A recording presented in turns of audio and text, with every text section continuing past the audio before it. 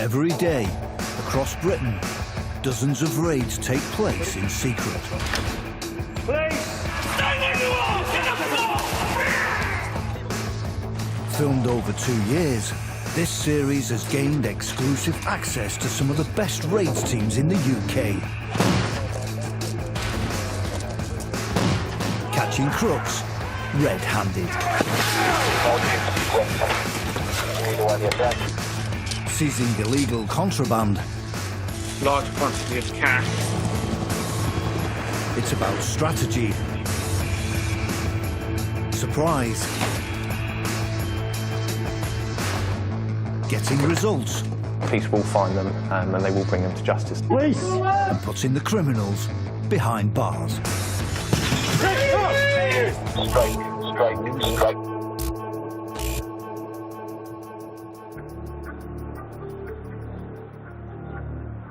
Every year across Britain, hundreds of millions of pounds worth of gas and electricity is stolen. It is dangerous to illegally interfere with your supply.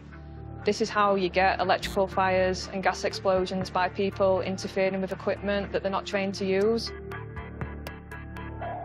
But energy suppliers are fighting back. Hello, it's British Gas. Is there anybody in? They send in teams with the power to cut off the supply where energy theft is found. It's greed at the end of the day. They feel they can steal, they think they're going to get away with it. Somebody has interfered with that. It's not particularly fair on the rest of us because that pumps up our bills as well.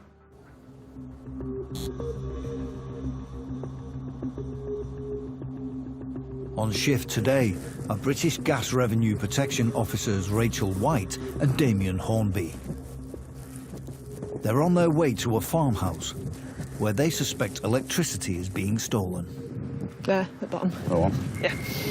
And they've got police backup, as they've had intelligence to suggest that the stolen energy is being used to produce illegal drugs. We've received information that there's cannabis cultivation at that site. The electric's been tampered with to cultivate the cannabis. The problem with cannabis farms are they use quite a lot of electric. You've got a lot of lights which can get quite hot. The type of tamper that they use as well can be quite dangerous. Hello. All right, we're from British Gas. Come to inspect your electricity supply. We've got some information regarding your electricity supply could possibly be interfered with. We've also got information that there could possibly be cannabis cultivation at the site as well. We have the powers to execute court warrants to inspect meters if customers refuse access to their property. We're here with the proper authority, with the police. We don't need anybody else's permission. We've got permission from the court to enter. We're not the bad guys. We're just doing our job. In your best interest to cooperate. OK? The lady, after some persuasion, shows us where the electricity supply is. Immediately see that there is a tamper on that supply. The lady was confronted about this tamper and then asked about the cultivation of cannabis, to which she denied any knowledge about it. They find that the homeowners are paying for some electricity, but a large amount is bypassing the meter via a cable. And they need to find what it's powering to work out how much is being stolen. Just looking for any signs of cannabis cultivation. Usually we'd like to grow it in the loft. It's concealed, it's out of the way, it's warm. But with the amount of energy that's passing through the supply, through the cables, we do think that could possibly be a cultivation somewhere on site.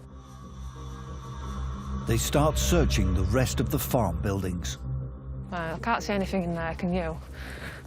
It's got to be somewhere. Got to be.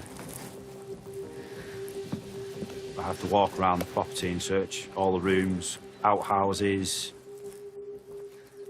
You know, I know it's in there. And eventually, their persistence pays off. I think I've found it. Have we got a locksmith? We have a locksmith. So just behind this door here, you could just hear a load of fans. It's locked, so with the amount of electricity that's been pulled through that bypass, I think when we open this door, there's probably going to be a few cannabis plants and some lamps. We'll find that.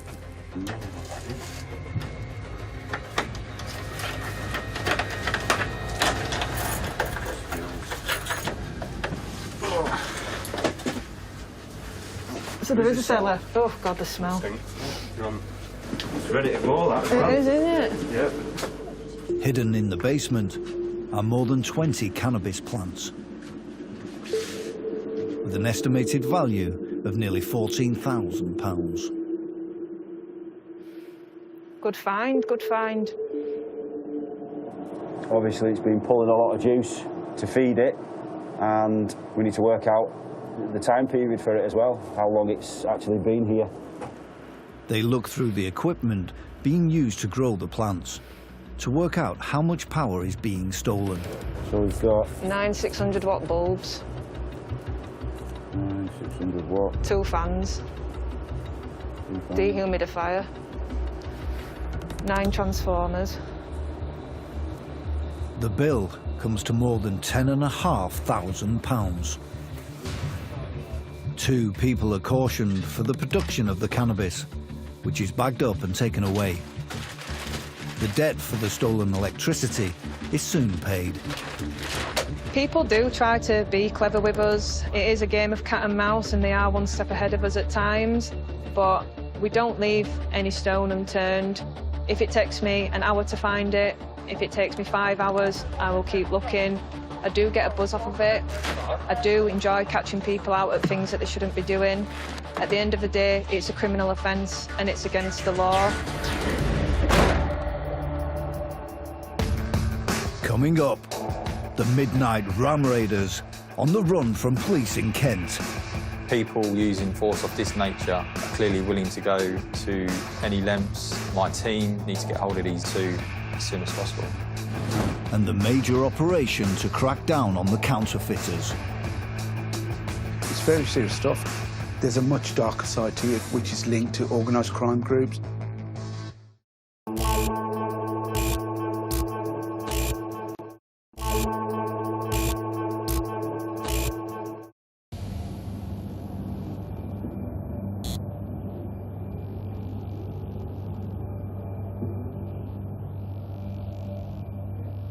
It's just after midnight on a high street in Kent.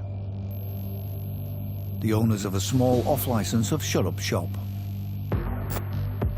But that's not stopping this lot.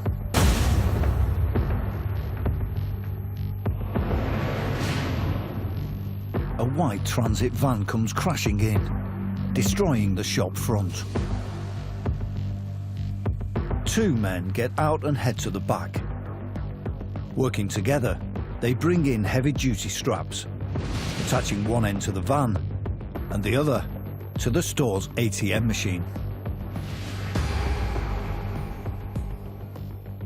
The level of force used by these 2 to gain access to the shop is extreme. Destroying the entire shop, small family-run business, completely ruined.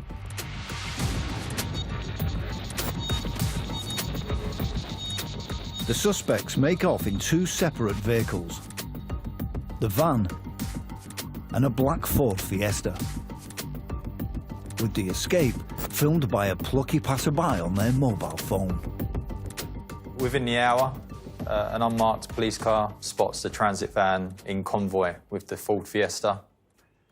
The patrol car spins around and starts to pursue the 2 vehicles, which make off. It's 1 o'clock in the morning, it's dark, it's rural, and the streets are narrow.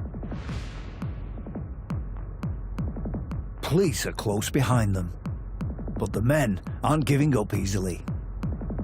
The suspects make off down a country lane.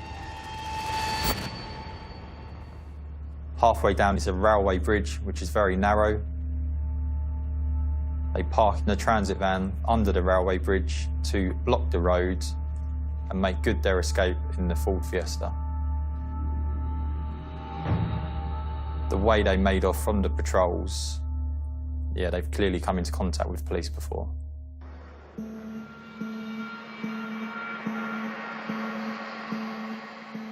Officers search the van and find the cash machine still in the back. Checks reveal that the van is stolen and on fake plates. And the ATM that the pair had gone to such extreme lengths to steal is empty. Targeting a machine which is effectively out of order shows that this was not pre-planned, and if it was, it wasn't very well planned.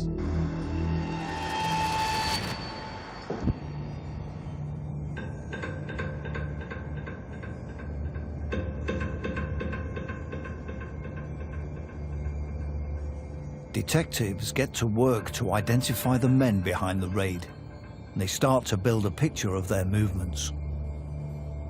Using ANPR, we identified the van was in the Medway area a few hours before the ATM was targeted.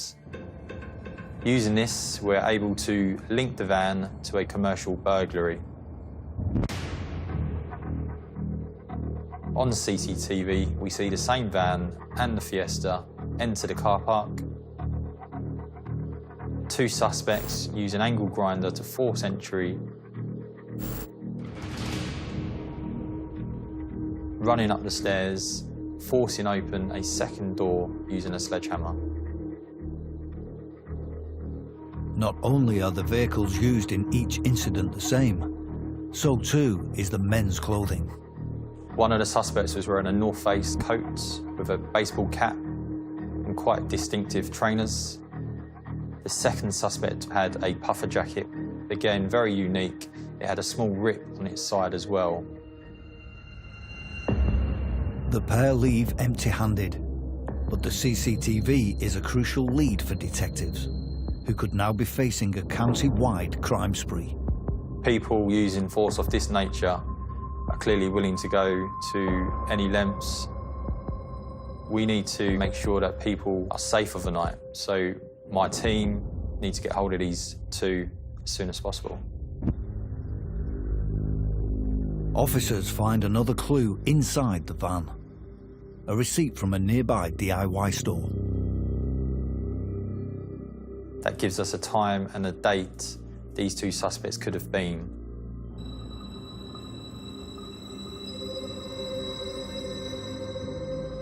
When attending the DIY store, we see two males on CCTV passing through a checkout at the time on the receipts. It shows them not wearing face coverings for the first time. We now know who we're looking for. It's a major breakthrough, and other footage from the shop provides even clearer images of the pair. Meanwhile, a quick-thinking member of staff gives detectives another important lead.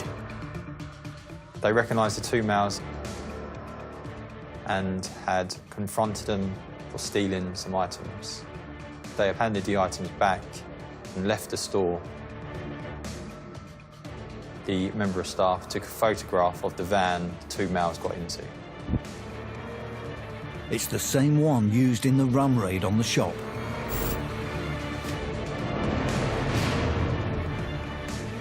Now, detectives have a conclusive link between the men caught on CCTV and the van. They urgently need to find them before they strike again.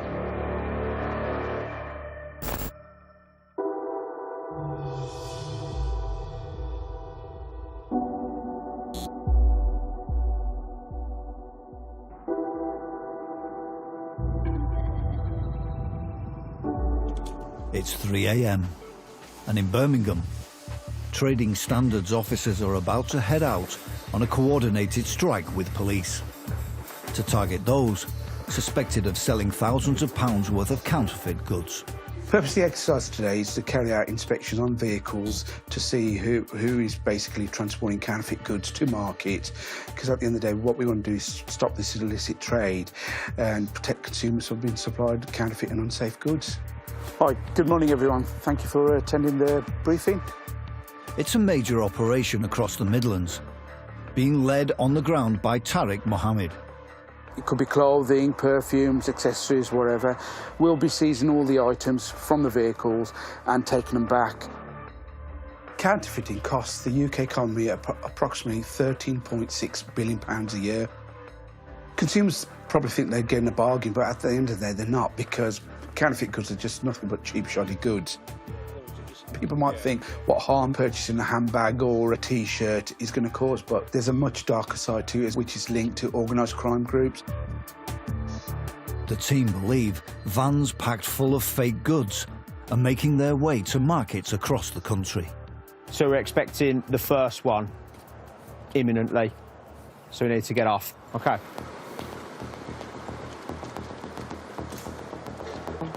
Today, Tariq is travelling with PC Richard Storer in an unmarked police car. They need to intercept the vans before they make it to market. So it's crucial that they go unnoticed. There's a lot of planning and preparation that goes into an operation like this. Our job is to stop the vehicles and see if they've got any counterfeit goods and taking them out from there. This is what it's like at 3 o'clock in the morning. Imagine what it's going to be like tomorrow. See if we can go across there. There's a lot of pressure to get this right today because we'll get one shot at this. Cheers. Once we're out there and the word gets out, the whole operation could be compromised. The team pick their way through the traffic and get into position. All right, mate. We're at the roundabout by Country. I'm very nervous because the first vehicle is the most important vehicle and we've got to get it right. I think you're on the other side to us. OK, so I mean, hopefully here the next few minutes. It's just a waiting game.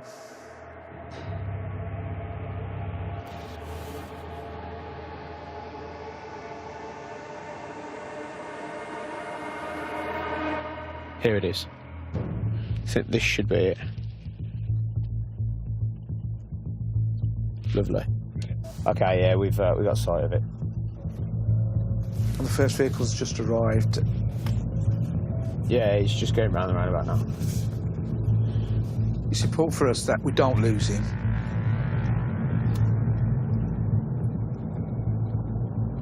They follow the van and update other officers who are waiting to strike. We're just joining the main carriageway at junction 10. Just, whoever's at 9, can they just acknowledge? Yeah, we're at 9. Before, sir. Well, we are directly behind the vehicle. We are unmarked. It's currently speed 65. It's not reacting to us. It's time for them to make their move. OK, I think is that motorway car got behind me now? Yes, mate, I'll stop. Yeah, no worries. I'll drop in behind you. 2 police vehicles move in on the van. We're going to sort of dip back now and let the other police vehicles take over. Yes. An unmarked car blocks it from the front, while the other follows closely behind. OK, lovely stuff. Just give it over to the motorway, guys. In lane 1, I'm in position. I'm going to start it now. The van tries to move off, but it's too late. It's surrounded. I've got initial compliance. Just moving to the hard shoulder. The team carefully shepherd it into a secure area. Yeah, I'll drop off a bit. I think more shepherd is up here. Yeah, he just needs some encouragement. He's coming round. I'm very nervous because it's our first target. At the end of the day, you don't really know who you're dealing with. It could be full of counterfeit goods. We just never know. Until we get that van in and open the doors, we will not know what's in there. Coming up, enforcement officers Rachel and Damien discover thousands of pounds worth of gas theft at a local chip shop. This seal on the top, somebody, at some point, has interfered with that. Have you got any clothing? And Tarek finds out if the months of planning have paid off. So you got Hermes belts, Gucci.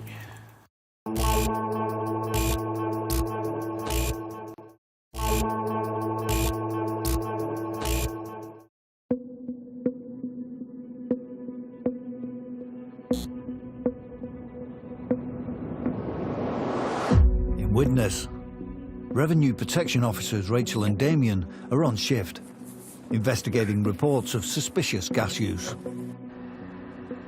It is dangerous to illegally interfere with your supply, but unfortunately there are people now that are illegally interfering with them. The health and safety side of this is massive. Some of the people that do this kind of thing, they don't know what they're doing. They're only doing it for one reason, and that is to save a bit of money. You know, you're putting property and life at risk. They're heading to a gym to check the meter. The gas reading's been stopped for a number of years. The payments don't look great. So once we get in there, we'll have a look, see if everything's OK with it, and then we'll take it from there. Hey mate, for British Gas, just come have a look at your gas meter. Have you got the keys to the gas meter? You've got no keys for it? The key should really be on site, because if you have a gas leak now, how are you going to turn the supply off? We really do need to inspect it today. Is it a cupboard or in a room, store room? It's a cupboard, is it? Is it a padlock? Yeah. First thing we encounter is the guy working on reception, and he said that the gas meter is locked in a cupboard and he has no key. Apparently we've just missed, boss. They're not having much luck, so they head upstairs.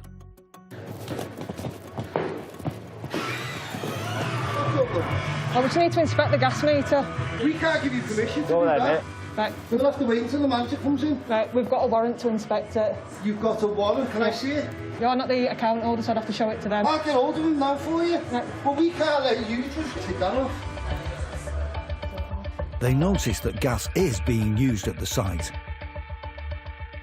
I've never been into a gym that would have the central heating on full whack. Usually in a gym, people get warm enough from their workouts. Once the team access the meter, they find that things aren't as they should be.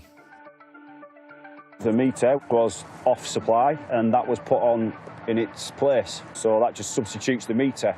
Gas still flows through, but obviously it's got no index to record the use of gas. It's not very sophisticated. It's just a couple of pieces of copper pipe which has been soldered together. So obviously if this isn't gas tight, you know, it could explode. You could have gas exploding easily. The tamper seems to have been in place for some time and could have been inherited from a previous occupant. There's nothing to suggest that the owners or tenants of the gym have done anything wrong. There was no prosecution, and they pay for a new meter that soon fitted. Good first job, right? Good one, yeah. Wasn't expecting that at all. No, I wasn't either. Good result for us.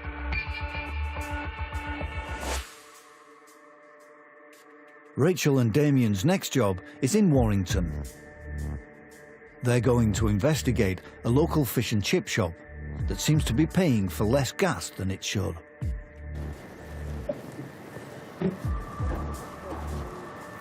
As ever, their first task is to locate the meter and inspect it to try and work out what's going on.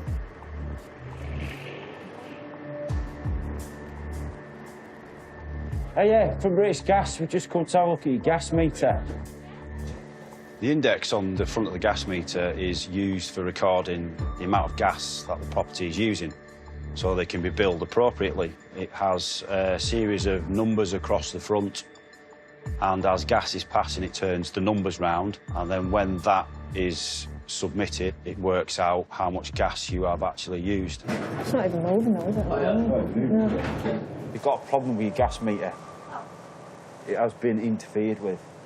you want me to come in? Or do you want me to show you? I can show you. This seal on the top is an official government seal, right? So that's what's put on when the meter's made to prevent access to the inside. And it's got a hole drilled in the top of it. And it had a lot of dirt and dust on the top as well to try and hide it. So somebody, at some point, has interfered with that.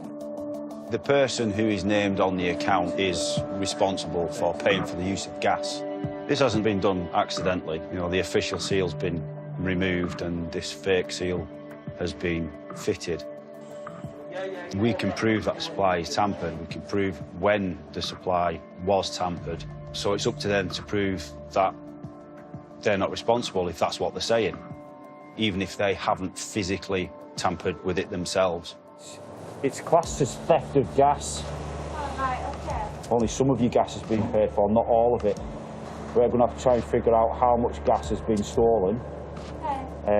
We are going to need to recover that amount to keep the supply on. They find that the gas theft has been going on for 7 years. We've got a usage graph for the property. There's points where it's using 1 unit a day, 3 units a day. That's less than what some houses would use, if I'm being completely honest.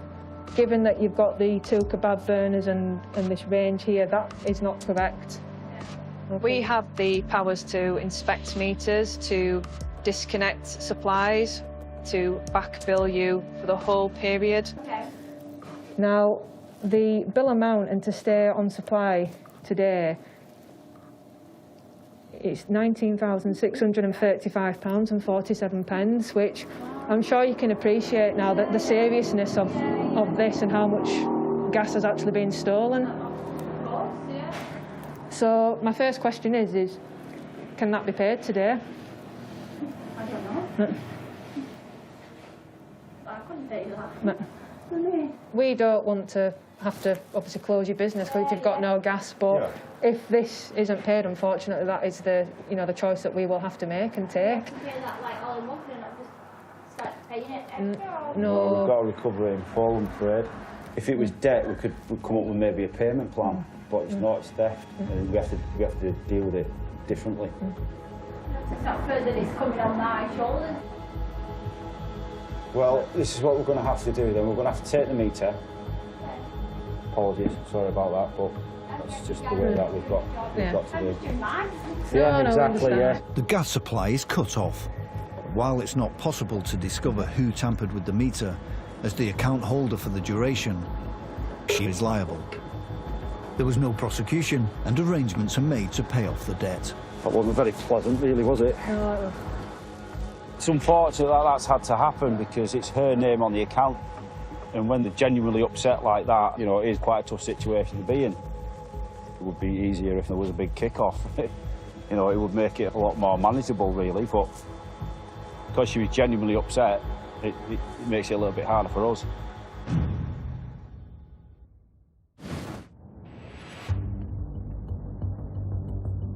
In Birmingham, trading standards officers are working with police on a major operation to crack down on the sale of counterfeit goods. The purpose of the exercise today is to carry out inspections on vehicles to see who is basically transporting counterfeit goods to market. They've pulled over a van that they believe is packed with fake products. I'm very nervous because it's our first target. Until we get that van in and open the doors, we will not know what's in there.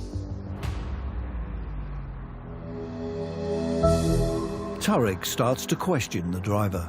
Hi guys, from Trading Standards. We go up to the driver, introduce ourselves, explain who we are and basically inspect the van. Where were you going? The market. Which one? Do you want to open the van up for us? The indication is the van does contain counterfeit goods. We're just going to have a quick look in the back. It's full of boxes. Now they need to work out exactly what's in them.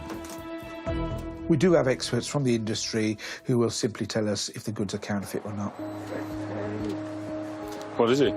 It's got fake T-shirts, you've got Moncler sweatshirts and tracksuits, and you've got a mixture of Stone Island and Armani jackets.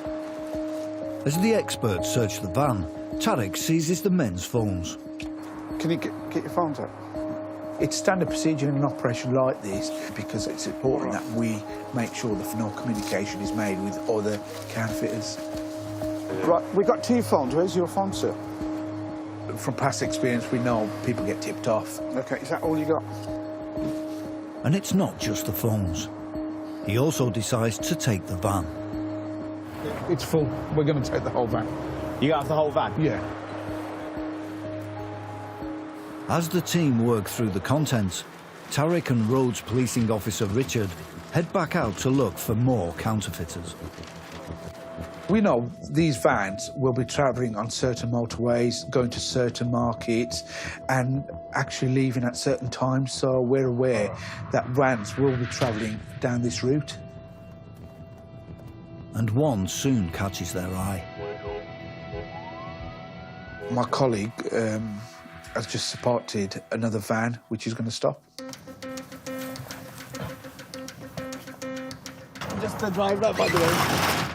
Stuff is literally falling out. I was unlucky, wasn't it? Dropping out, Nike. The trainers have just fallen out. The suspicion I got that they may be counterfeit. They need to properly search the van. Is it all trainers and stuff in there, mate? Yeah, So Richard arranges backup. You able to just make down towards just give us a chuck? Meanwhile, the driver also starts making calls. Mate, I told you once to get off your phone. Give it here, then, mate. He's on his phone now. We've told him to switch off the phone, and he's not listening. Give it here, because I'll seize it and I'll say, oh, yeah, so I'm asking you to... Come on, take. Can I leave it in the van? No, give it to me or I'm going to arrest you. That's fine, no. All right. It could be alerting other counterfeiters who are on their way to the market or even on their way on this route now. And the last thing we want is him jeopardising our operation. The vehicle and the driver need to be taken to a secure area. Can you... Do you want me to go and get that one? Can you follow him? Can he follow you? We need to get the van seized and inspected to confirm that the goods in there are counterfeit. Right, just follow him anyway. Yeah. We don't know if he was tipping other people off or not, but there's a real sense of urgency for us to get back on the road and see what other vehicles are coming down.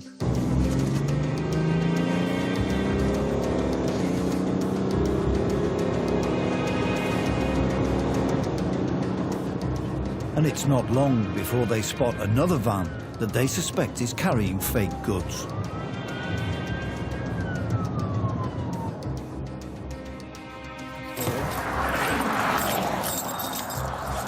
I've got it stopped. The driver's informed my colleague that it's going to a market just down the road, and it's got toys and some other accessories as well. He reckons they've got toys in the back? From my experience, you know, I have a hunch that might be other stuff as well. How many? Two. So basically what we're going to do is take this van back to a secure location where we can have a proper look at it.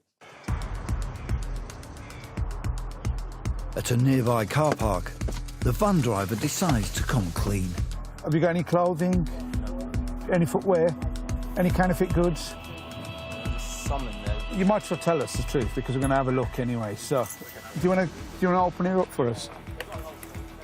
We open the back of the van. He's got toys, but it also contains suspected counterfeit goods. Yeah, so we got wallets, Gucci, and I can see some Tommy Hilfiger stuff there. We've also got D squared. The team is satisfied that at least some of the items are fake. Right, so we've got Hermes belts. So what we're going to do is take this back now to the police yard and get it inspected. The weeks of planning have paid off. 4 vans carrying counterfeit goods have been stopped and are brought back to the yard to be searched properly. Now the real work starts.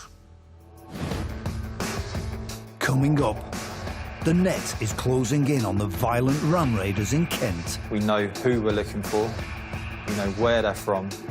It's only a matter of time before we get hold of them. And Tarek and the team uncover thousands of pounds worth of fake goods. They're absolutely rammed.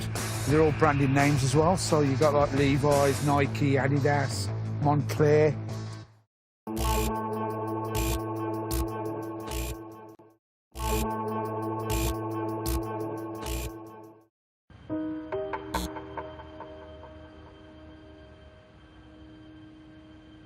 In Kent, officers are investigating a midnight ram raid at an off-licence. They've linked the suspects to an earlier burglary involving an angle grinder and sledgehammer, and need to act fast before the men strike again. People using force of this nature are clearly willing to go to any lengths, so my team need to get hold of these two as soon as possible. A receipt found in the burglar's abandoned van has led detectives to a DIY store. We see two males on CCTV passing through a checkout at the time on the receipts. We now know who we're looking for. They circulate the images of the men and soon get a result. Using the CCTV, we're able to push a still image out to the local officers for identification. Very quickly, a member of staff comes back to us and recognises one of the men as Joseph Hoadley. He is very well known to police and has committed crime for several years. The second suspect is then identified by Sussex police as wanted criminal Grant Searle. We know who we're looking for, we know where they're from, and we're slowly building an understanding of their movements. It's only a matter of time before we get hold of them. But as detectives work to track them down, a violent robbery takes place at a shop in Ebbsfleet.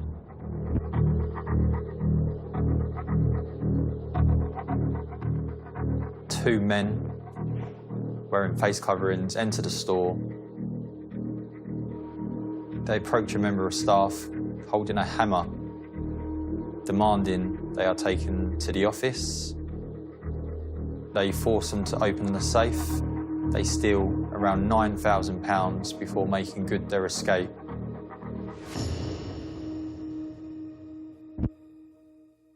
The robbers have been careful to hide their identities, but the shop's CCTV reveals some crucial clues. The two men seem to be forensically aware. They have their faces covered and they're both wearing gloves. What we are able to see from the CCTV, though, are links between the offences. The pair are wearing the same jackets and trainers as the men behind the shocking ram raid and burglary. Detectives are clear. It's Hoadley and Searle. The two suspects have now upped the game. They're now threatening people with tools. We can't allow that. We need to up our game. We need to get these arrested and off the street. Officers analyse the men's phone records.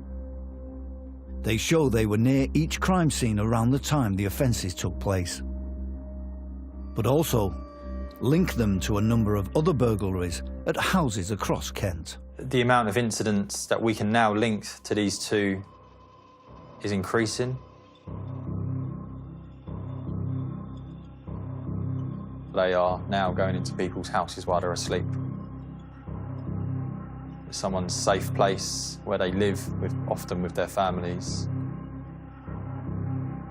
This shows that they are continuing to offend all the time they remain out there and will continue until they can be arrested. But the phone records also give officers a vital lead. It's a Saturday morning and the DS on the team runs the call data. This shows that Joseph Hoadley phoned a local hotel on the Friday night, suggesting that they were there. We send the team to the hotel. and they confirmed that 2 men matching the description were still in the hotel room. The feeling that we are so close to arresting Hoadley and Searle is great.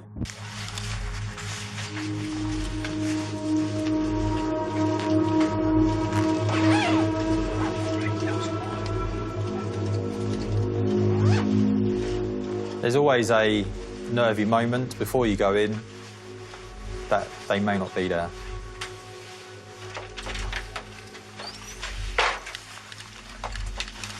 Morning. Police officers. Police officers. But on this occasion they was. Stay there. We find Hoadley and Searle in the hotel room. They were both asleep, so they were shocked to see police. They're quickly detained and handcuffed whilst in bed. Police search the room and find the jackets the suspects were wearing during the ram raid and the robbery. We find the North Face jacket. We find the puffer jacket with the small rip in the van parked outside.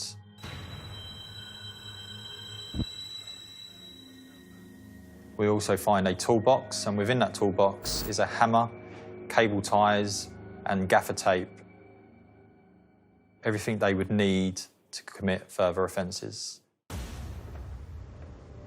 Hoadley and Searle know the game is up.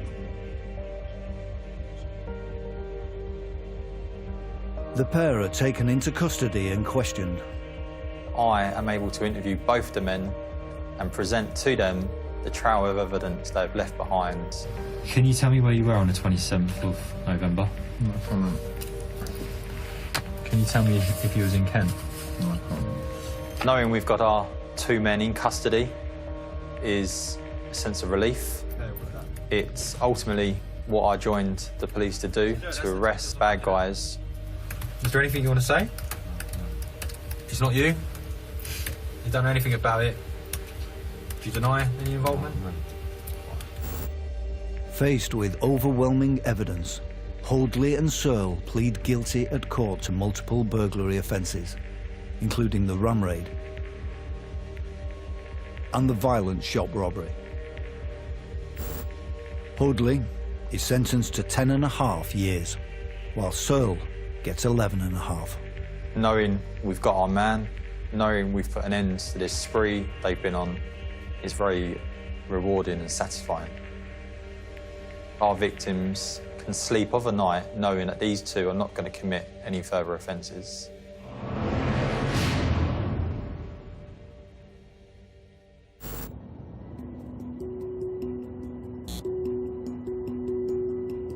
In Birmingham, specialist teams from Trading Standards are working with police on a major operation to stop vans carrying counterfeit goods from making their way to markets across the country. Right, so we've got Hermes belts. 4 vans have been stopped and seized. So we got this. Now the team need to work out exactly what's inside. Some of the telltale signs that give an indication that the goods are counterfeit. You've got sort of the quality of the item, the packaging of the item. The labels sometimes have spelling mistakes. A 40-foot lorry is brought in to move the massive haul. The goods are going to be taken away to a secure location and kept there until any pending investigation. We take this very seriously. If you trade in counterfeit goods, the penalty is up to 10 years imprisonment or an unlimited fine. Thousands of bogus goods are logged, bagged and loaded onto the lorry. The whole operation has paid off. We've done a disruption exercise which resulted in nearly £500,000 worth of counterfeit goods seized. What we've done today is just the tip of the iceberg. Tomorrow will be another day and we'll be looking at other traders. It's my job to make sure that consumers and businesses are protected. This would have sent a strong message out to the counterfeiters that we will not tolerate this illicit business. Tackling real crime in real time. Catch an action-packed 60 minutes with 999 Police Hour of Duty, starting new next Monday at 9.